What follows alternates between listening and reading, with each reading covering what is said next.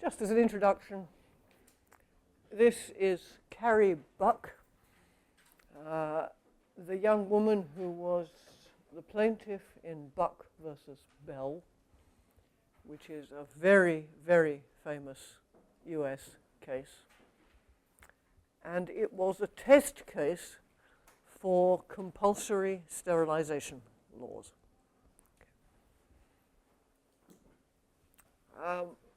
I first got interested in this case and in this phenomenon in, I think it was 2010. There was a very small piece in the Wall Street Journal which said, the North Carolina legislature is debating whether to compensate the surviving victims of its compulsory sterilization law. Me, ye gods, there are surviving victims now. So the first thing I find out is, when was the law repealed? 2008. Oh, okay. 2014, they finally paid the surviving victims. Already by 2014, still by 2014, there were more than 3,000 people whom they compensated. They gave them $50,000 each. I have no idea what I think about that sum of money. Right? What you're compensating them for is just so strange. I don't know. Okay. Anyway, the 2010 article turned my thoughts to Buck versus Bell and made me think, you know, it's time to work through this case, find out what the story was. Why did it go the way it went? To be fair, I should probably say I enjoy legal history, and it has, from my point of view, one enormous advantage over talking about current cases. If you talk about a current case, events overtake you almost immediately. You know what I mean? By the time you finish the paper, it's out of date. If you write about a 1927 case, probably nothing will happen that makes what you said false. So far, it hasn't. Oliver Wendell Holmes wrote the ruling in Buck versus Bell. This is probably his most notorious rulings. There are some rulings of his which are very much admired. There are others which are very much hated. Buck is thought of as, you know, this is the worst. This is Holmes at his absolute worst. Okay. First thing I notice about Buck versus Bell is two things. One, it's only 3 pages long. No, 3 things, sorry. It's only 3 pages long. That's very short for a Supreme Court ruling. It includes only 1 citation to a vaccination case. Huh? And it's 8-1, which is an unusually large majority for a Supreme Court ruling. This already tells me there's something I don't understand, because it seemed so easy to the Supreme Court in 1927. I'm especially interested in this case because Holmes is a legal thinker whom I greatly admire.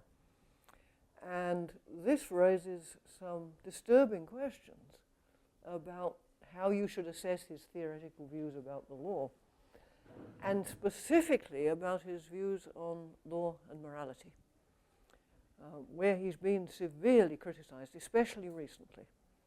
During his lifetime and for decades thereafter, he was much admired. And then there was a sort of swing of opinion, and now he is more often criticized. He's been accused of inconsistency on the subject of law and morality, of being a moral skeptic, and one critic even called him a brutalitarian. This is not an English word. Utilitarian is an English word.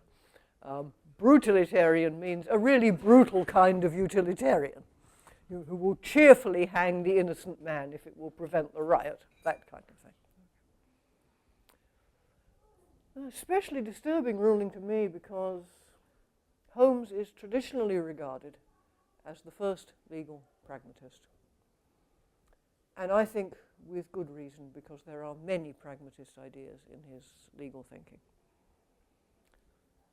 I think before I go there, I should say what Holmes's history with the pragmatist philosophers was. William James set up in 1869 an outfit called the Metaphysical Club, which used to meet in Boston on a regular basis.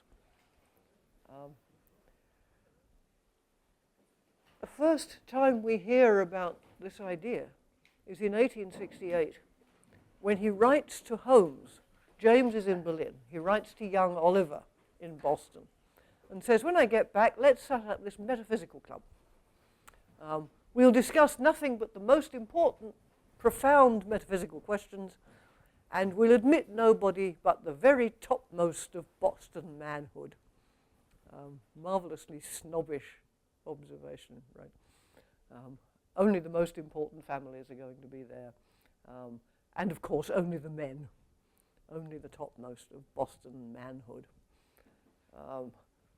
There were many significant members of this club. The two philosophically most important were Charles Peirce, who was the son of the professor of mathematics at Harvard, William James, who was the son of a Swedenborgian philosopher, Henry James Sr. They were the founders of pragmatism.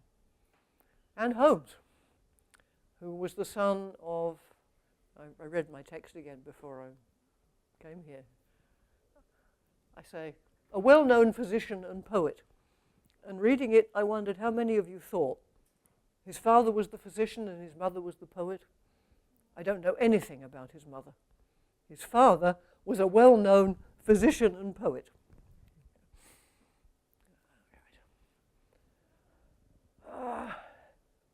Here I'm going to mention 7 philosophical themes which you find in Holmes's legal philosophy and in the pragmatist's general philosophy.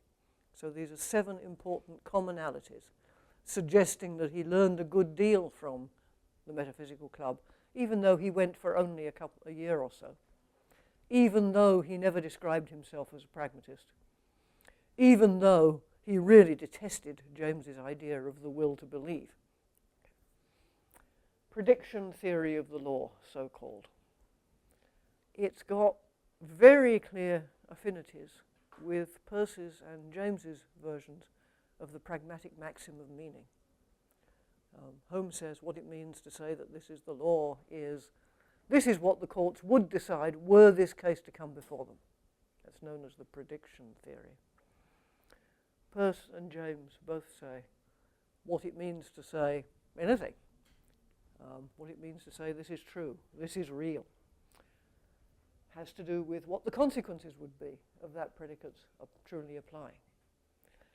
And I think they share a distaste for verbalism, just verbal solutions to substantial problems, and a focus on consequences. That's the first theme. Second theme, growth of legal concepts. Holmes is very interesting on the subject of how legal concepts grow. They shift and change their meaning. The example he really likes, because he's interested in very, very old legal history, is how at one time in the common law, you could treat as the perpetrator of an injury not only a person, but also an animal, for example, or even an inanimate object, like a cart. So if you were injured by a cart, the consequence might be the cart was broken up and burned. And if you were injured by a bull, then the bull might be killed. You see what I mean? And he's interested in how the idea of responsibility shifted its focus until it applied only to human actors. I've found this idea quite helpful. For example, you can understand a great deal about the development of US tort law by realizing that there was a period of very fast growth in theory of injury, torts, responsibility, so on, during the period when they were building the railroads across the country. Right? Within a few decades, they built thousands of miles of railroad track across this enormous continent. And of course, people weren't used to railroad tracks. There were an awful lot of accidents at railroad crossings. And a whole raft of legal doctrines about torts grew up in this period. This is very much like Peirce's idea of the growth of meaning, an idea that he first offers in 1868 with respect to scientific concepts. Think how much more the word electricity means now, he says, than it did when Franklin first discovered the phenomenon. Think how much more the word planet means than it once did, and so on. How much theory has accrued to these concepts. And then later on, 20 years after, he starts applying this to social concepts, like marriage. An example which has become even more interesting of late, as state after state after state in the US has acknowledged same-sex marriages. Okay. Evolution of legal systems. Holmes describes the common law as evolving like a plant, adapting to new circumstances. An idea that I think has a lot to be said for it. The more I think about the history of the common law, the more it looks like a form of evolution which is like the evolution of a language, for example. Okay. And this is closely akin to the other pragmatists' philosophical uses of the theory of evolution. Right? These people were writing not long after Darwin had published. Right? Darwin's Origin of Species was 1859. The pragmatist movement begins with the Metaphysical Club about a decade later. And all these people were very much interested in what Darwin had to say and its possible implications elsewhere, particularly in philosophy. Peirce's use is extraordinary because Peirce applies the idea of evolution not just to biological phenomena, not just to social phenomena, but to cosmology. So that you get the idea of the universe evolving from initial chaos towards greater order, for example. Gradualism. Holmes tells us most important distinctions are really distinctions of degree. The law, unfortunately, has to impose sharp boundaries on continuous concepts so that the transition from child to adolescent to adult is, of course, a gradual one. But the law has to set some date at which you become legally an adult, because some laws apply only to adults and some to children, you understand. This is very much like the other pragmatist distaste for false dichotomies, or as Dewey likes to say, untenable dualisms. Same idea. It's also akin to what Peirce calls cynicism. Not an English word either, unless we can make it one.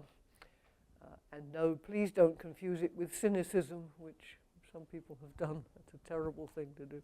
It means the methodological principle: look for continuities rather than sharp distinctions. It's not a claim that all distinctions are really continua, but that you should look for the continuities and not for simple distinctions. As Peirce says, if you do philosophy with an axe, you end up with unrelated chunks of being, and then you don't know what to do with them. Past and future of the law. Holmes understands you really can't grasp what the law is now if you don't look not only back to its history, but also forward to the ends that you are hoping the law will accomplish. So legal thinking is always a sort of balance between the past and the future. And this is akin to the other pragmatist pattern, looking to the future, looking to consequences. I think this is compatible with the idea of law evolving, even though the concept of evolution is backward-looking. Evolution doesn't have anything to do with goals, ends in the future, nothing to do with teleology. It's all past causes leading to current effects. Because, as I said, the evolution of the common law, at least, is strikingly like the evolution of a language. And all those individual judges' forward-looking decisions are no part of any overall design or plan. The law evolves the way the judges push it, but they're not pushing it in accordance with some plan that they've all agreed on. Okay. Relevance of science. Holmes stresses the relevance of economics, criminal psychology, etc., to reasonable legal arrangements. There's a very famous and perhaps, I now think, slightly unfortunate sentence which goes, in the study of the law, the man of the past, the black letter man is the man of the past, but the man who has a grasp of economics is the man of the future. This means Holmes has been hailed as the founder of the law and economics movement, and Richard Posner feels free to describe himself as a legal pragmatist. If I have bald patches, it's because Richard Posner makes me pull my hair out. He doesn't understand pragmatism, and he hasn't apparently even seriously read this passage, which begins with the black letter man is the man of the past. The man of the future is the man who understands economics, because it goes on to talk about criminal psychology. So it's not just about economics, it's about the social sciences in particular. And the comment about criminal psychology is interesting, though I think it's mistaken, but it's mistaken in ways that are fruitful. We don't really know, he says, whether our criminal justice system does more harm or more good. And we would need to know, in order to determine that, what causes criminals to commit crimes. So if a criminal is like a rattlesnake, it's just genetically programmed to bite, there's nothing you can do to fix it. The only thing you can do is lock it up or kill it so it doesn't do it again. Right? If, on the other hand, this is not his example, but it's so obvious I can't resist. If the criminal is mostly motivated simply by what's around him, what examples he has to follow. If he's like the young African-American man who lives in the inner city, and the only successful people he knows are drug dealers, then it's possible to fix such a person by giving them different role models, different ways of succeeding. Okay. Why do I think this argument is flawed? Well, it's flawed in two ways. It assumes either all criminals are the one or all criminals are the other. They're all rattlesnakes, or they're all aspiring drug dealers. That's false. I think some are more like one and some are more like the other. And it also assumes that no one can be a mixture of both, which is almost certainly the case. Okay. Still, it's a good thought. And this parallels the aspiration in the other pragmatists for a rapprochement between philosophy and science. And I think especially it's very similar to what Dewey will have to say many years later on the relevance of biology, for example, economics to ethics. Moral fallibilism. This is, I think, the correct description of Holmes's view about morality. He's not a skeptic, he's a fallibilist. It's very much like James's and Dewey's approach to ethics, and of course it's akin to the more general fallibilism, which is characteristic of pragmatist philosophy across the board. But it's a complicated and difficult idea, so much so I gave it its own section.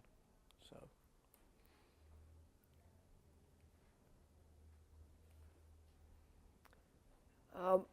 law, morality, public sentiment.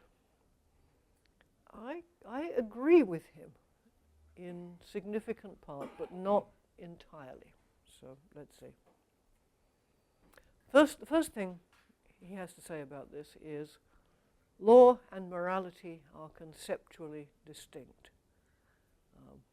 I'm sure that's not his language. The language is too modern. But that's the idea. These are different concepts. I think that's obviously right. I think it's morally wrong, for example, to overburden your secretary with inappropriate tasks. You know, some of my colleagues will ask their secretary to take their dry cleaning out to be done. I think that's completely improper. It's morally wrong to grade students' papers without actually reading them. But there's no law against it. It's also morally wrong to hire professors without reading a word that they ever wrote. But that's done all the time, and there's no law against it. So this is enough to show these are conceptually distinct. It's another step to show that law and morality differ in extension, which Holmes also says. Again, the vocabulary is modern, but the ideas are clearly there. Why do I agree with this? Well, many legal norms are morally indifferent. There's a law I don't really understand in Florida about how big a tax break you get if you install a new air conditioner which is more efficient than your old air conditioner. Well, I don't see any moral dimension to this. It's just a way of trying to get people to buy more efficient air conditioning systems and use less electricity, basically. Many morally objectionable forms of behavior aren't legally prohibited. For example, I don't know if they have them here. Perhaps someone will tell me. In the US, there are commercial outfits, many of them, which will sell students term papers, master's theses, even for a higher price, Ph.D. dissertations. This is not an illegal enterprise. Okay. We know about this in part because one young man who worked for such an outfit for a decade finally decided to give it up and wrote first an article and then a book about his life writing other people's PhDs for them. One of the most shocking things is he says it's really quite easy. Doesn't matter what the subject matter is. You know, as long as you've got access to Google and you know the right academic jargon, anybody can do it. Scary thought. Okay. Moreover, there are many laws, have been many laws, and no doubt still are many, that are morally objectionable. Maybe I'll give you an example now.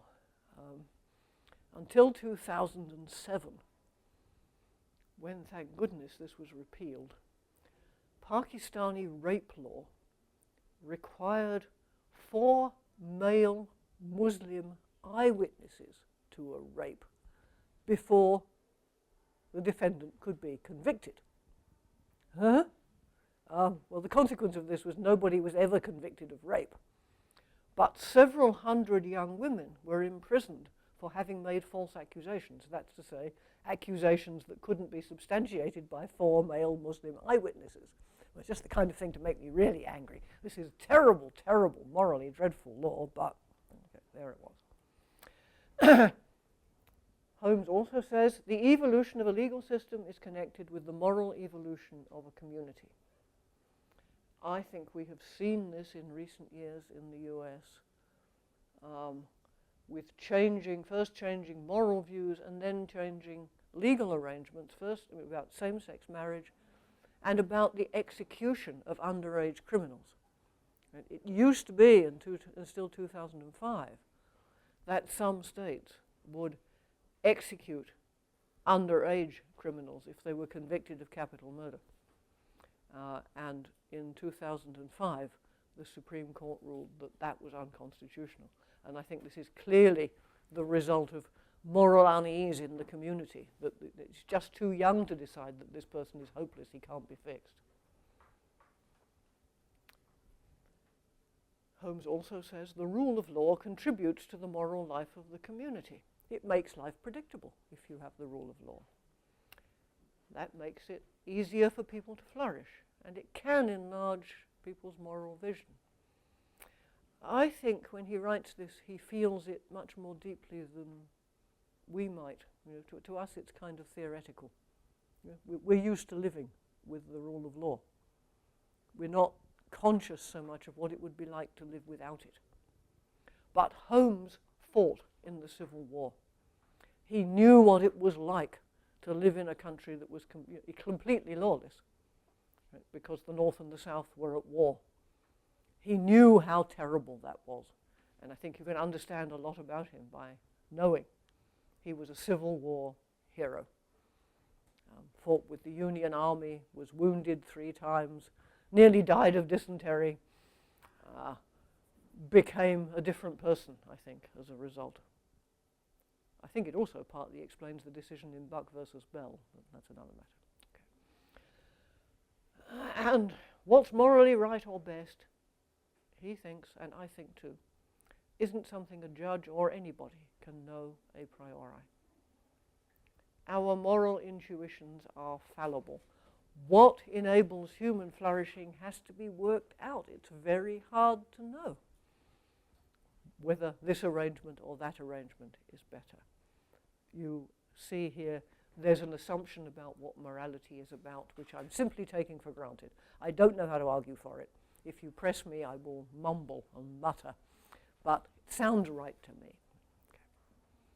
And, in case anyone's wondering, yes, I know that that conception of morality does raise questions about what's wrong with cruelty to animals.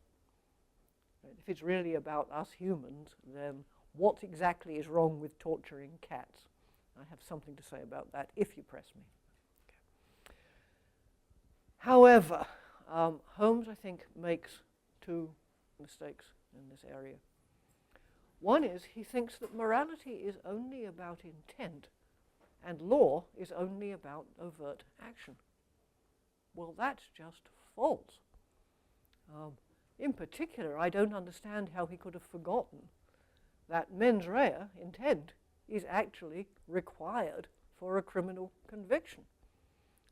Okay, if he had known that by this time in the US there would be what are called hate crimes, which are regular crimes which are in addition motivated by hatred.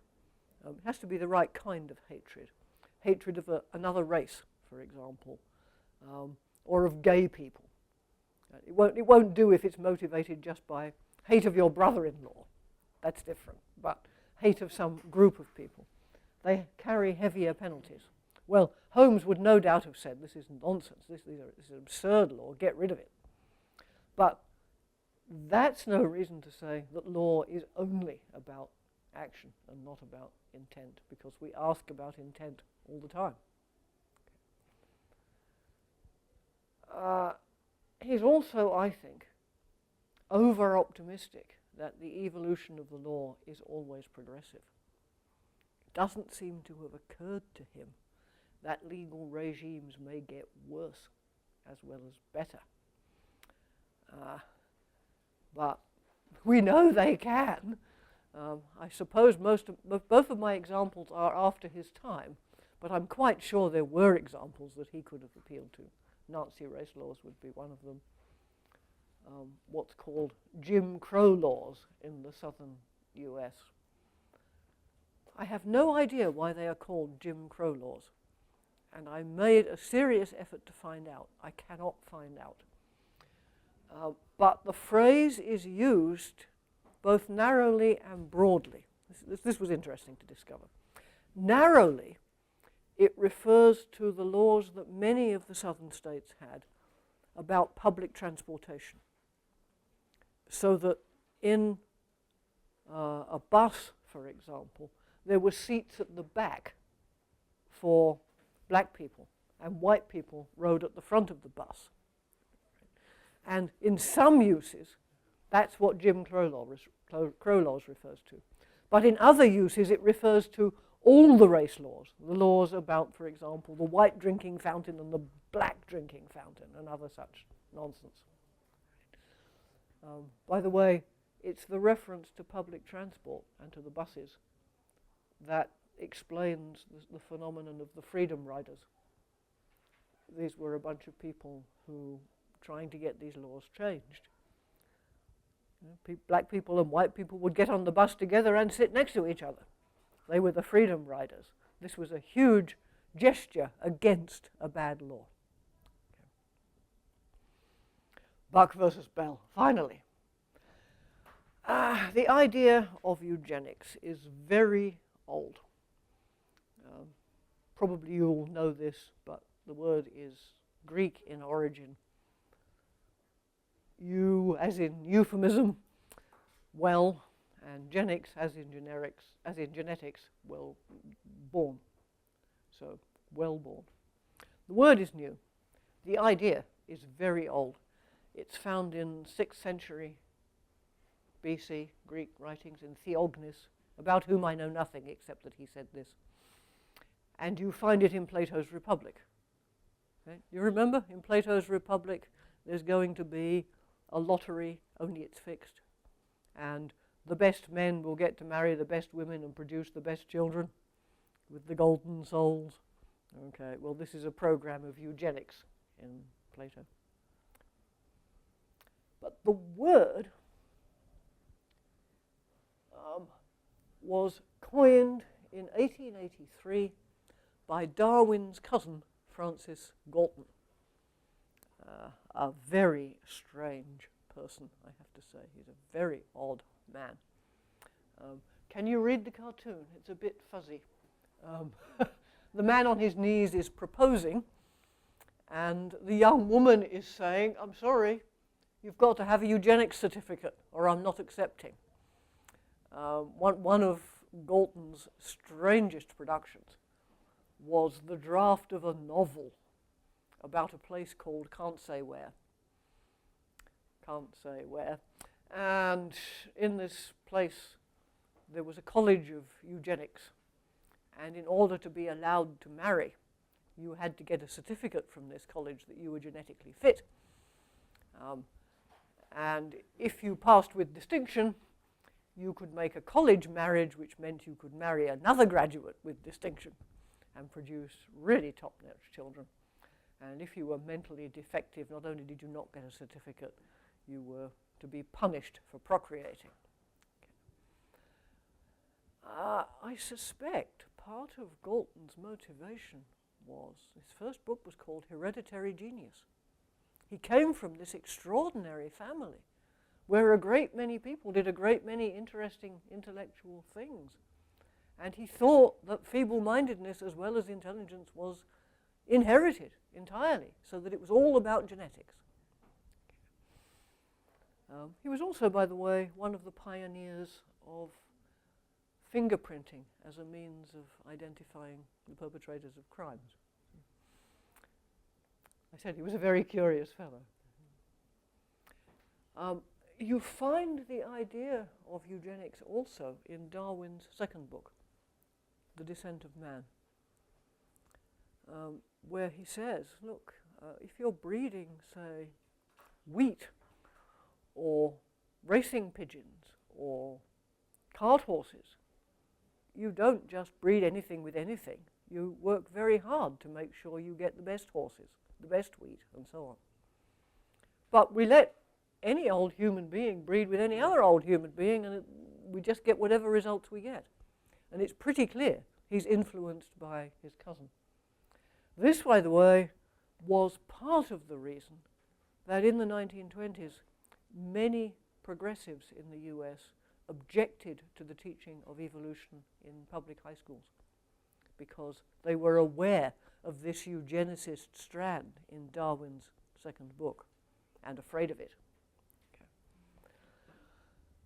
In fact, yes, the textbook that John Scopes used in Tennessee, the one that got him arrested and tried for the crime of teaching evolution in the Scopes monkey trial, actually included, among other things, a photograph of the notorious Duke's family, who were this terrible family of retarded people.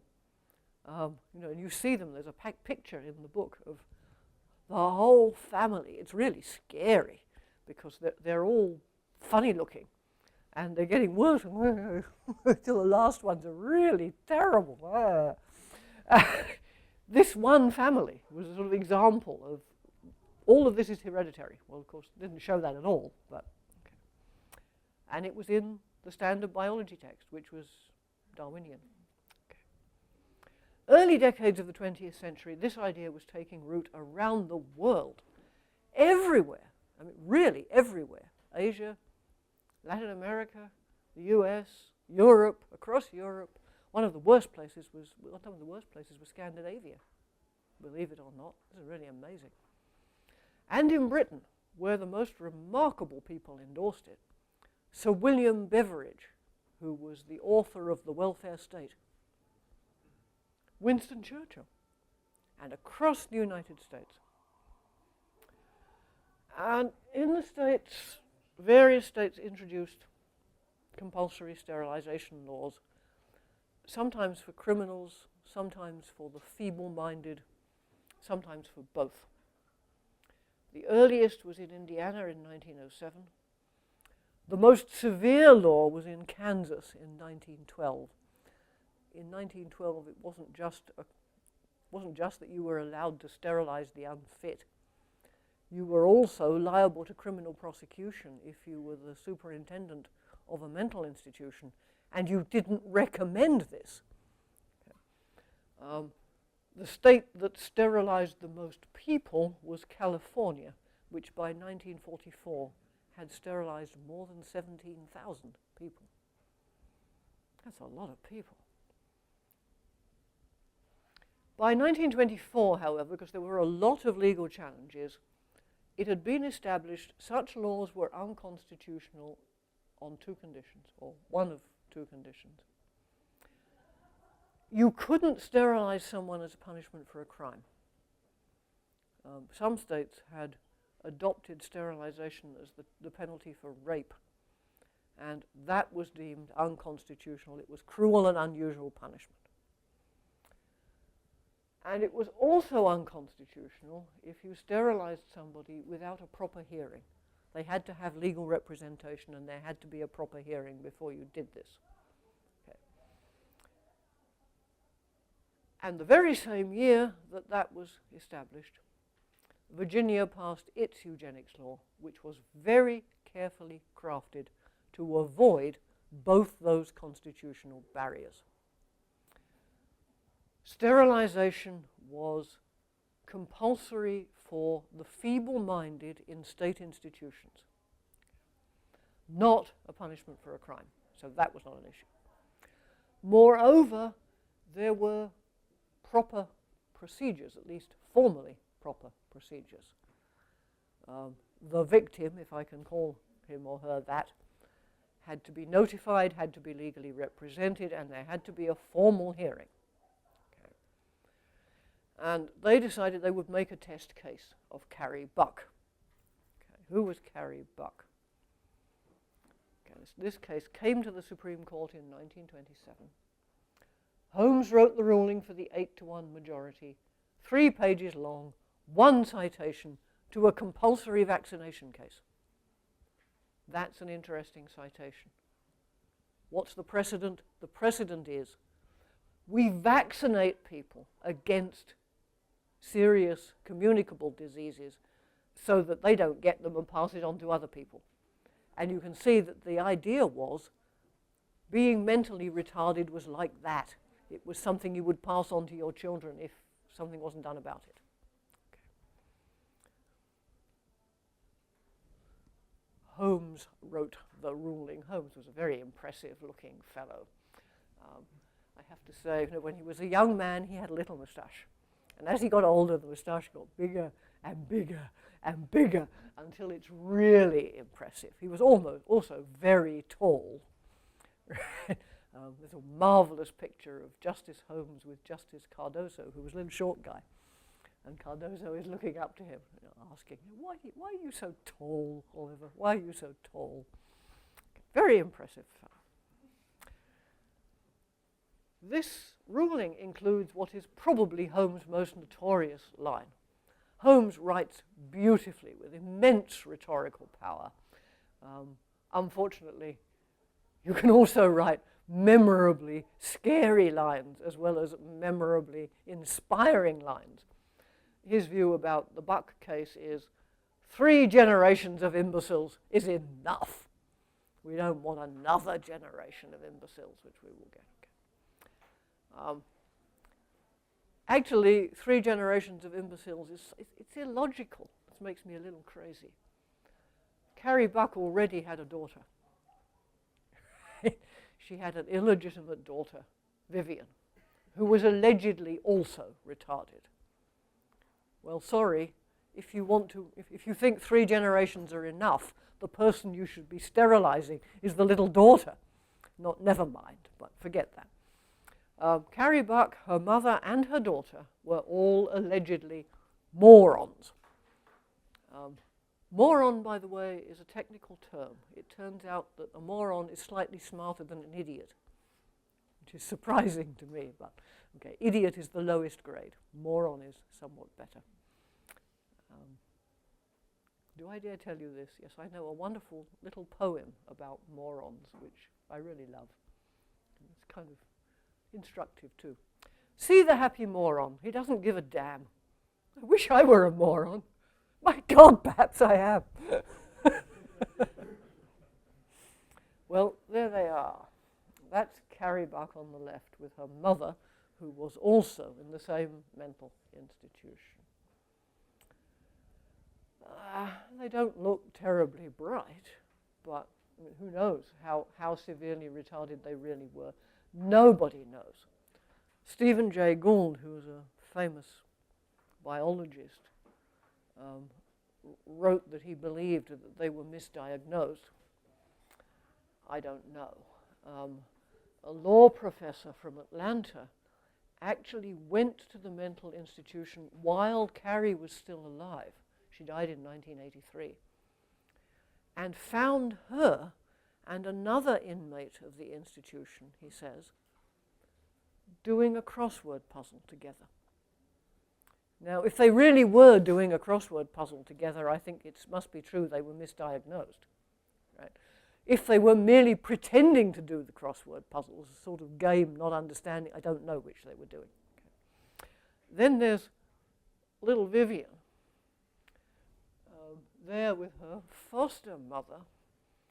She was diagnosed as retarded at the age of 6 months by a social worker on the grounds that she looked funny. I suspect that the main reason for judging Carrie retarded was that she had an illegitimate child. It is not an uncommon thing in that period. I mean, not having the illegitimate child, but being diagnosed as feeble-minded in those circumstances. At the time, the press reaction to this case was largely favorable, including, for example, the New York Times, which is a very progressive newspaper. Holmes's ruling, the papers wrote, in accord with the most progressive tendencies in our social machine, would halt the imbecile's perilous line. Joseph de Jarnette, who was one of the expert witnesses for the state of Virginia, actually wrote a long poem about this wonderful ruling.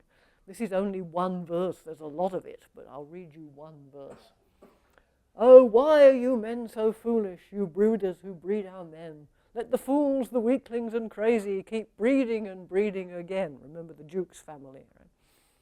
The criminal deformed and the misfit, dependent, diseased and the rest. As we breed the human family, the worst is as good as the best.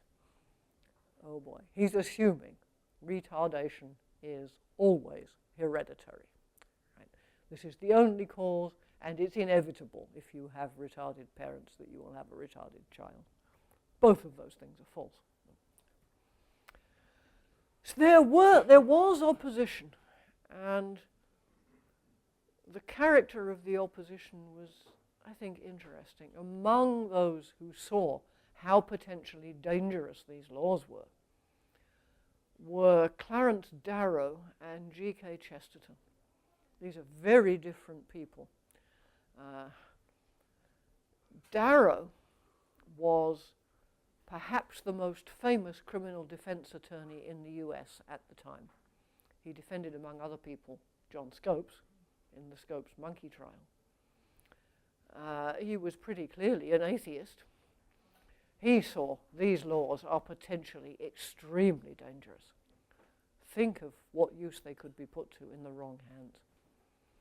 Chesterton, British, Catholic, author of the Father Brown mysteries, if you've ever seen those on television, clearly had religious objections to these laws. Okay, but these are two very different but both very thoughtful and intelligent people. They both thought these are very dangerous laws. Soon as Buck went through the Supreme Court, other states began passing compulsory sterilization laws. There were further legal challenges. The Supreme Court never overturned Buck versus Bell. It's never been overturned to this day. But in 1942, it returned to the subject of these laws in Skinner versus Oklahoma. Oklahoma had a law which would have vasectomized Mr. Skinner after his third conviction for a felony. And he was convicted 3 times of larceny. And after the third conviction, they were going to sterilize him. The case went as far as the Supreme Court. And this time, the Supreme Court ruled, no, you can't do this. You cannot do this. Mr. Skinner's argument was, look, I was convicted 3 times of larceny. The first time he stole a chicken. I don't know what he stole the next time or the time after. But this law applied to him. It would not apply to someone who was convicted 3 times of embezzlement. And he argued this doesn't make any sense. This is just, it can't be constitutional. It's not equal protection for me and the embezzler. And he won. Okay. And here is, okay, this time, Supreme Court thinking is different. It's 1942. Think about it. It's 1942. Times had changed. Equal protection now required more stringent review than the decisions had at the time of Buck. Okay. And Justice Douglas, who wrote the ruling for the Supreme Court, uses an argument which I think is very prescient about how Supreme Court argument will go in due course. This is just a short passage from the ruling. We are dealing here with legislation which involves one of the basic rights of man. Marriage and procreation are fundamental to the very existence and survival of the race. The power to sterilize, if exercised, may have subtle, far-reaching, and devastating effects. In evil hands, it can cause races or types which are inimical to the dominant group to wither and disappear. Think of the ideas that are involved here. The last sentence tells you this is 1942. We know something about what's going on in Nazi Germany. We understand that laws like this might be used to try to wipe out a whole race or ethnicity. You understand? So this is what's behind the last line. What's going to happen with the first line? This is a very interesting rhetorical move which will be done over and over and over afterwards. He first of all invokes a basic moral right of man, a basic human right, which is enshrined in no law, right? And uses this as an argument for molding the way the law develops. You see what I'm getting at? This is a device which has now been used over and over and over. This and this and this is claimed as a basic human right, and then it gets embodied in the law. so, the racial horrors of the Nazi regime were already known at this time. Public sentiment on eugenics had shifted. This is sort of illustrating a point of Holmes. But notice, the grounds are still procedural. The procedure is a little more rigorous than it used to be, but the grounds are still procedural. They're not substantive. The substantive thinking about these sorts of cases didn't change until the late 1960s. And it didn't change in cases about compulsory sterilization. It changed in other cases about marriage and procreation. There are three key cases in this line. The first one is Loving versus Virginia. I can't think of any case with a more suitable name to its subject matter. This was a case that tested the Virginia law that forbade interracial marriage. I believe Mr. Loving was white and Mrs. Loving was black. What a marvelous name for this case. And the Supreme Court ruled, no, this law is unconstitutional. You cannot forbid people of different races to marry. Eisenstadt versus Baird, which was in early 1972, was about access to contraceptives. And the ruling was you cannot deny unmarried people access to contraceptives. And then the case everybody knows, Roe versus Wade, which is the landmark case on abortion in 1973. And in the course of these cases, the Supreme Court sort of invents and reads into the Constitution a right of personal privacy, which covers marriage and procreation and is a complete sea change in their thinking about these matters. Okay. Between 73 and 83, 10 states repealed these old laws, including in 1975 Virginia, but other states upheld them, including North Carolina, which is why the event happened that prompted me to write this thing in the first place. All right. Phew. Early 20th century, people thought eugenics was scientific and they thought it was progressive. No doubt about that. So arguably, this ruling in Buck conforms to the idea judges should look to science for what's for the good of society.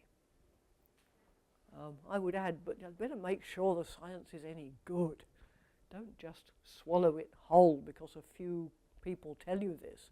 There were medical scientists who disagreed with this, even in 1927, but the Supreme Court didn't seem to know anything about that.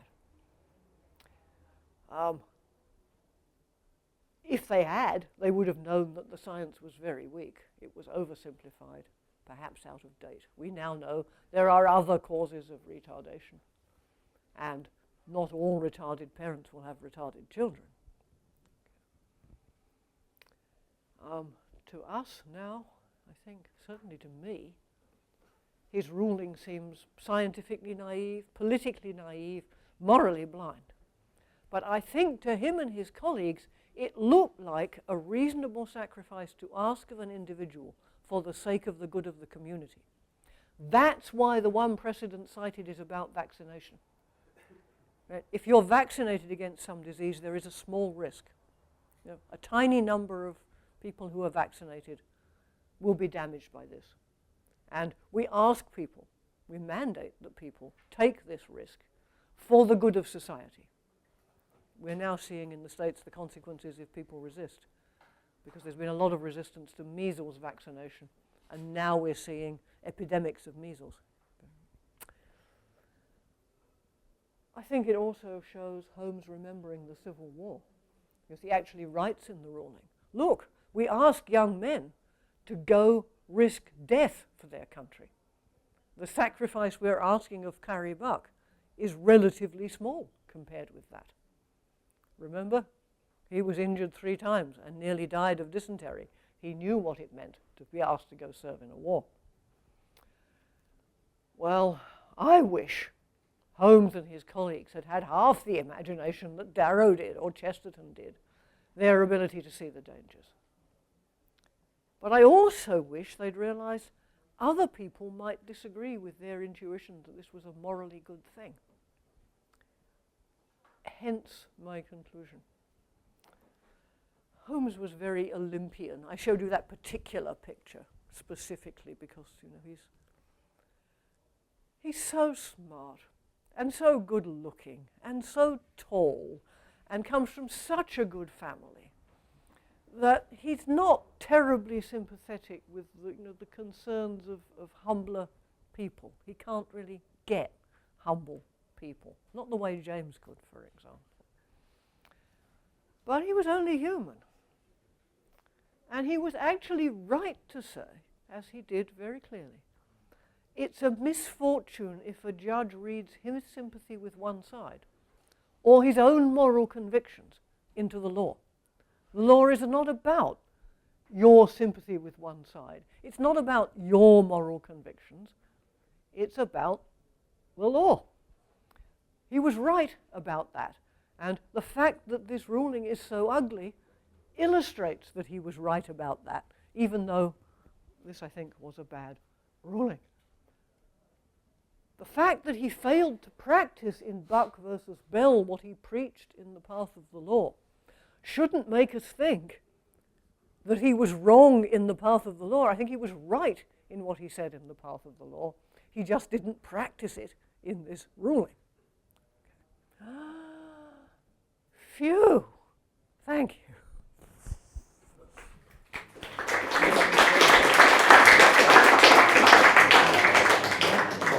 Thank you very much. We have some time for comments and discussions. I'm proud to say that I probably know the answer to one of your questions, namely, where does the name Jim Crow come Oh, good. from? That is not my original knowledge, but we learned that from Gerald Postema. Okay, where does it come from? Jim Crow was a sort of a showman or comedian, very popular in the US in the second half of the 19th century. He was traveling, giving shows, and telling very nasty jokes about blacks. Okay. So that is Okay, why thank this you. sort Thank of you. legislation was okay, named excellent. Jim Okay. Crow law. But I have just one comment. Namely, I'm really very much surprised. I was not aware of this decision in the Buck case.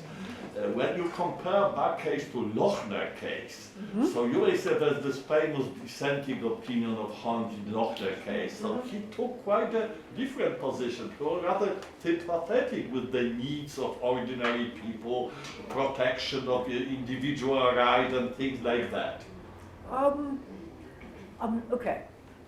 And maybe one more, and I'm also very surprised because that this case had not been considered in the context of equal protection clause, because it appears to me that is an obvious violation of equal protection clause. I fully understand that time the theory was different, but anyhow, in any theory of equal protection, that is against equal protection.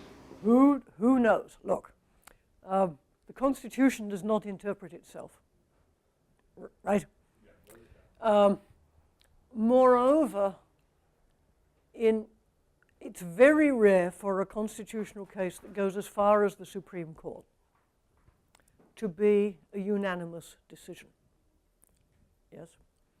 From which I infer, given that Supreme Court justices are not usually completely stupid, or completely ignorant of the law, or completely unaware of the precedents, there must almost always be defensible rival interpretations of any provision. Right? And that's why, you know, it can seem obvious if you just read the words. But by the time the thing has undergone 200 years of interpretation, it can look very different indeed. I've been looking recently at the cases about the establishment of religion. Right? One clause of the Constitution forbids an establishment of religion. And you might say, well, it's obvious that what that means is there cannot be a national church, not like the Church of England. Right? But what it means by now is something including you cannot deny an inmate of a federal prison the right to grow a beard more than half an inch long. Right? Now, how do you find that in the words? Well, through 200 years of interpretation. You see what I mean? But yes, look, Holmes has some rulings for which he is much admired, and others which are regarded as really ugly. And the ugliest seems to be Buck versus Bell. And it looks very different from Lochner. But just how much, just how inconsistent it is, I don't know. Because it's so difficult to know what seemed progressive to them then. Right? You understand, perhaps you don't know this, but the people who were making teaching evolution a crime were progressives. It was actually the Progressive Party. William Jennings Bryan, who argued for the prosecution in the Scopes monkey trial, was a several times presidential candidate for the Progressive Party. Right? Now, the idea that making evolution a crime is progressive just sounds mad, doesn't it? Making teaching evolution is a crime. This is progressive? Excuse me? But then, this was the standard way of looking at it. Similarly with these sterilization laws. They were thought to be progressive because A, they were based on science, bad science, but they didn't know that, and B, they were supposed to be for the good of society. And I'm not saying we should make our moral judgments contextually based on what they thought. I am saying we should try to understand their thinking in the light of how they saw these issues. And it's clear they saw these very, very differently from anybody who grew up and became an adult after the Nazis. Right? They simply didn't realize how terrible these laws could be.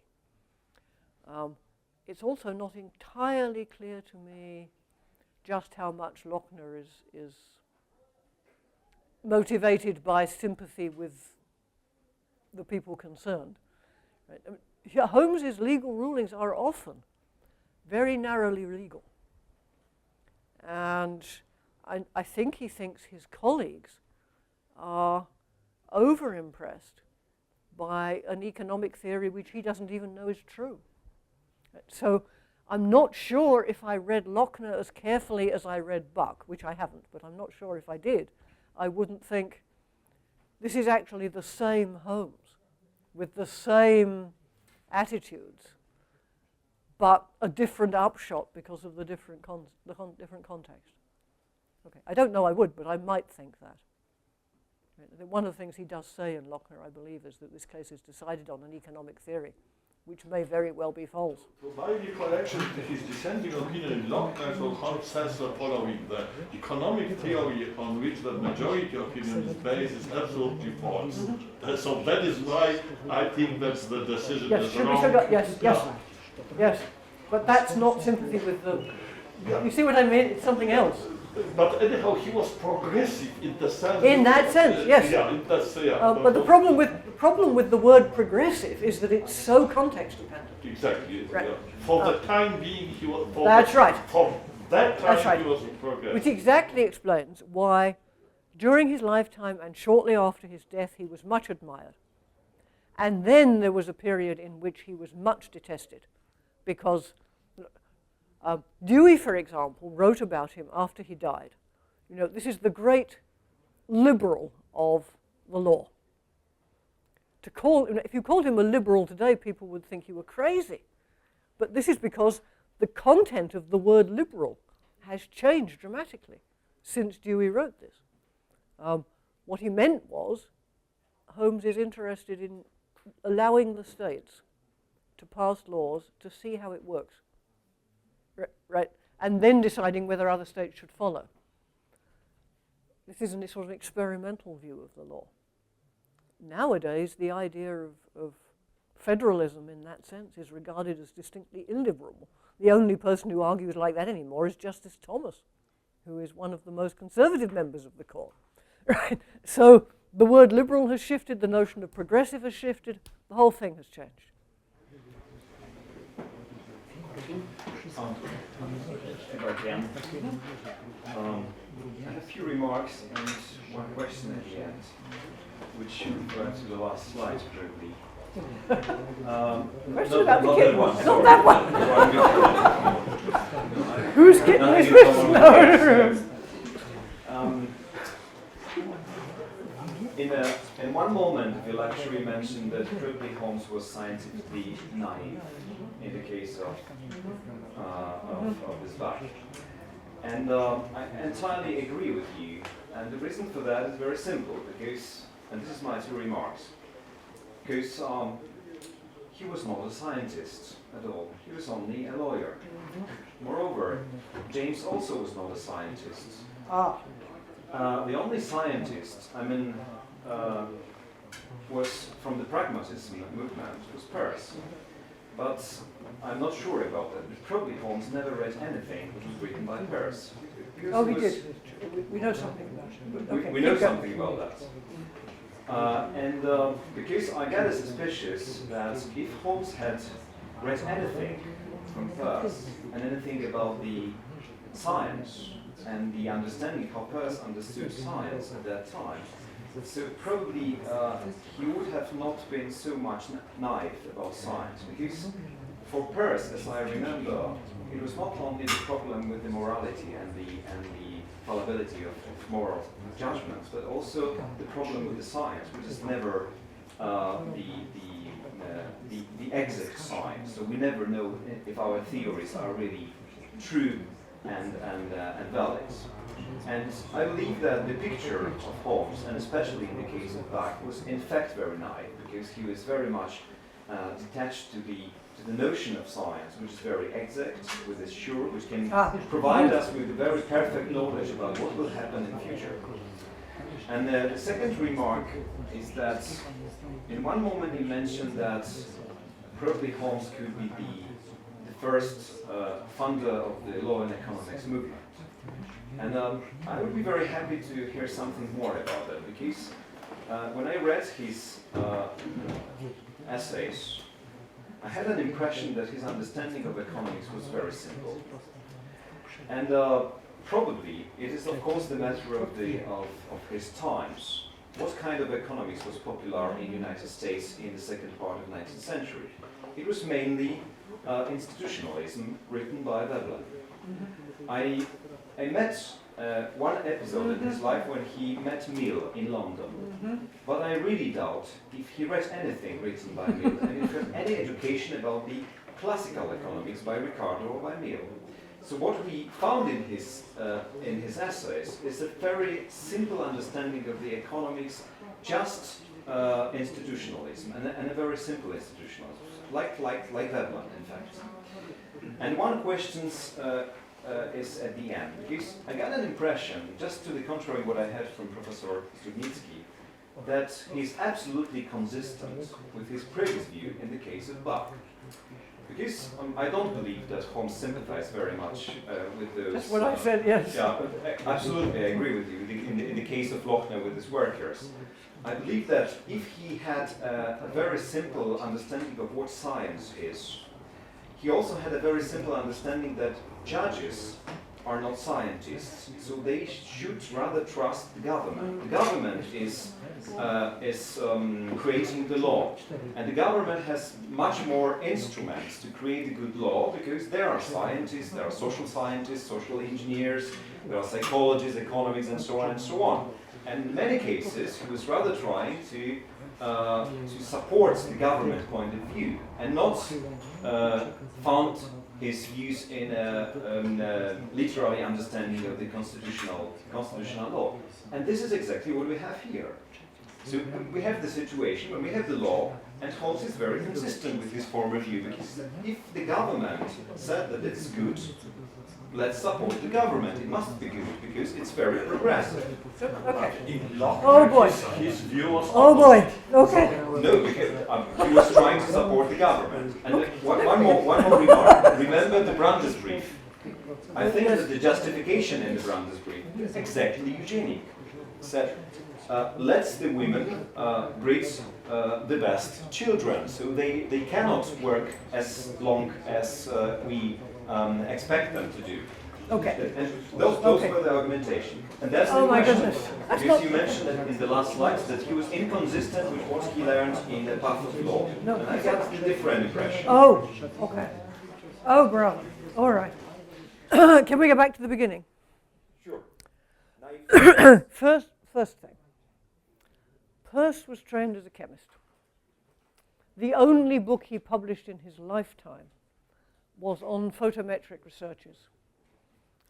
Work he did on gravity for the US Coastal Survey. He was a working scientist of considerable distinction. Okay. James was actually trained as a medical doctor. How scientific a training that is, I wouldn't care to say, especially at that point in time. Okay. We know that Holmes attended some of Peirce's lectures on philosophy of science when they were both very young, in the late 1860s. I really don't know how much of this made how much impression, except that it was in those lectures that Peirce was talking for the first time about meaning growing, and I think Holmes learned that from him. Okay. So we have a pragmatist movement which consists of some scientifically sophisticated people and some less sophisticated people. Among the members of the Metaphysical Club was Chauncey Wright, who was a correspondent of Darwin's. He actually introduced evolution to the pragmatist people there. And he was actually, I think, probably the first evolutionary psychologist. He was trying to apply the theory of evolution in psychology. So there's a lot of scientific expertise within pragmatism. And we know that Holmes knew something of what Peirce was up to, at least.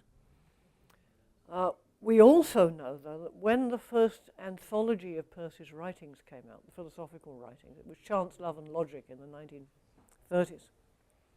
Holmes read it, and the thing that struck him most was the so-called neglected argument for the reality of God.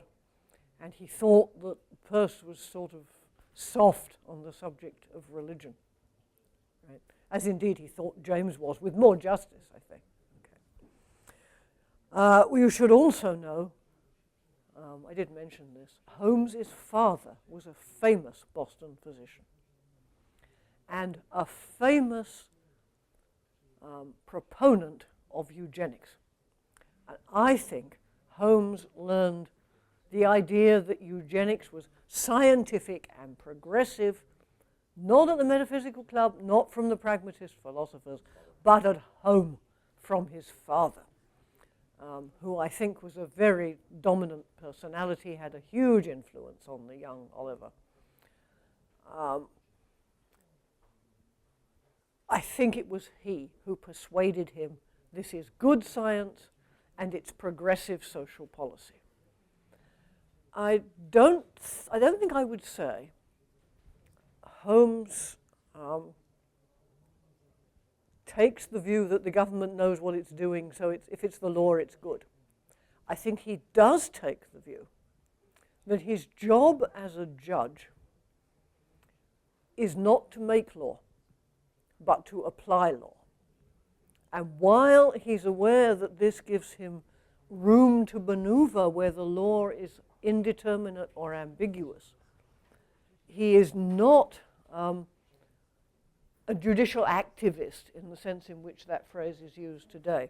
He's not always trying to push the law beyond the limits it's reached so far. Right? He is in that. So that's why I said his rulings tend to be rather narrow.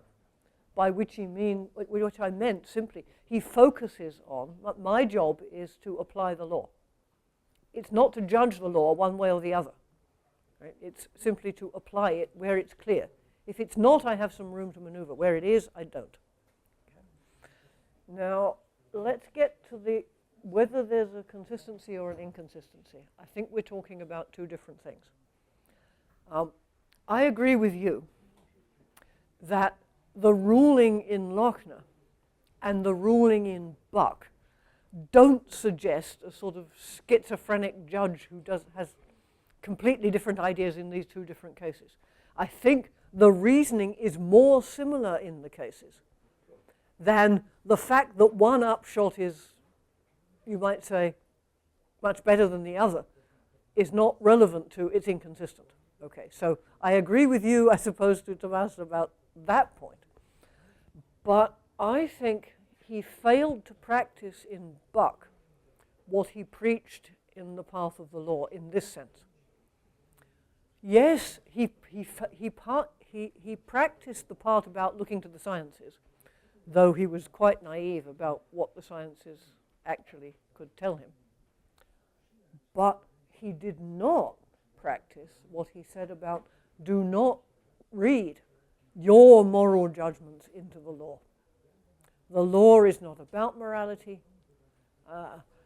You might think that breeding, if you're retarded, is a terrible thing to do, but it's not your business to read that into the law. Your business is to understand the law and to apply it. And given the precedents, given the history of compulsory sterilization cases up to Buck, that decision fits that test. Right? But it also is clearly an expression of his moral sentiments. And he says very clearly in The Path of the Law, you shouldn't do that. I agree with him, you shouldn't do that. And when he did it, the upshot was very bad. Okay, so, complicated answer to a very complicated... In the Buck case, it was his moral intuition, which was in part. decisive, in fact. Well, who knows what was decisive? There is no way to know. Look, you would have to be inside his head to know that. Probably he didn't know that. But I think we've got this combination of things, very complex combination. It begins with all the legal precedents point to this is constitutional, right? Because it's not a punishment for a crime, there are procedural safeguards. Right? Equal protection has never yet been used in this way, right? So it doesn't occur to him to do this. At the same time, he's thinking, look, we oblige people to get their children vaccinated, at some risk to the child, and we do this for the sake of the good of society. And he's also clearly thinking, because he mentions it, we ask young men of military service age to go fight for their country and perhaps be killed. Great sacrifice. What we're asking of Carrie Buck is less than that. This is true. It's less than that. You're not killing her. Right? Indeed, it's much less than that because she actually already has a child. Right? And I think he's also thinking, it's a morally good thing to improve society in this way. I could do this. I could take a step in the right direction. The law allows me to. Everything points the same way. And I think it's in part he's driven by his own moral intuitions. But he says quite clearly, you shouldn't do this, and I think he was right. That's not a judge's job. Right. Yes. I understand your point. Yes. So, but it's not. Look, it's not a simple. There is no simple explanation of why he reaches this conclusion. It has to be a compound explanation of many things. Some purely legal. Some to do with naivete about the science, some moral, a lot to do with his own history, including the influence of his father, including his experience in the Civil War. I actually think that this is one reason why you want the judiciary to be seriously diverse. I don't mean diverse in the vulgar sense of someone of this ethnicity and that ethnicity and enough women, and that's vulgar. But you really do want people with very different experience. Right? I would actually prefer that not 98% of the Supreme Court have gone to Harvard Law School, because that makes them all alike in certain ways. You see what I mean? You want that kind of diversity precisely because every decision will have all these complex things feeding into it. And it's better the more they're representative of what's going on in the larger society. Okay, we still have time for one more insightful question. So maybe one. That's a nice short. What would be the best way to prevent such blind rulings on the ground of pragmatism? I'm sorry, can you? What would be the best way to prevent such morally blind rulings or morally wrong? On the basis of pragmatism? Depends what you mean by defend. Yes. Prevent. Oh, prevent. Not defend. Okay, prevent. Okay. I think actually it's not so hard.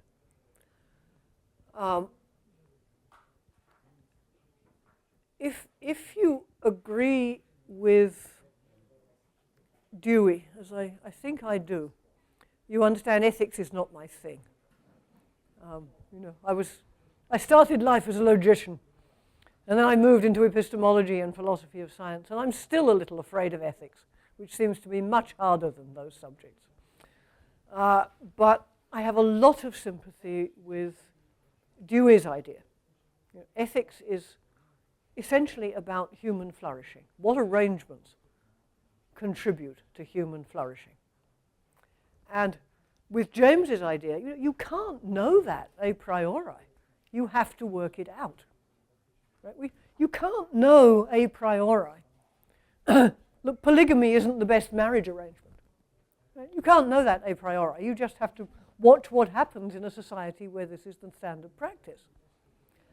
And I think the answer to how would you argue that this was morally terrible from a pragmatist perspective is precisely the way that the courts change their tune on this matter. You watch what happens in a country that has these laws, and the wrong people get their hands on them, and they start trying to wipe out Jewish people, for example. And you realize, my God, these laws make that possible. This is a terrible arrangement. Because what they do is open the way to practices which give rise to terrible suffering. And once we know this, we know these are bad laws. I think we actually, if they learned this from the Nazi experience, right? Which was, I mean, it's a great shame that they had to find out that way, because it was, you know, it was an enormously gross experiment to discover something we could have discovered without so much suffering. But that's how you do it. You watch what happens. You sort of do moral experiments. You try things out. You know, it's exactly what we're doing now with gay marriage, right? Which is a very interesting phenomenon to watch.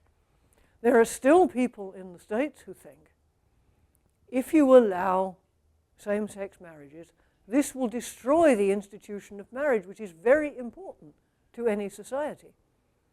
And there are other people who think, no, if you allow gay people to marry, this will actually strengthen the institution. And we will find out, right? My intuition is that we'll learn that it strengthens the institution and that this was a good move. But we will find this out in due course. Right? So I would say sort of experientially. Right? James even says at one point, making an ethical theory is a lot like being a physicist. You have to do experiments and see what happens. And I kind of agree with him. You know, we think we know this is a good arrangement, and then try something else, we discover the world doesn't fall apart. Maybe things get better. So that's how I see it. A fallibilist, okay. All the pragmatists are fallibilists. Oh, Peirce, by the way, I wouldn't call him a moral fallibilist. He writes very little about ethics until he's quite old. I think I'm a bit like him. I think he was afraid of ethics until he was quite old. And when he writes about ethics,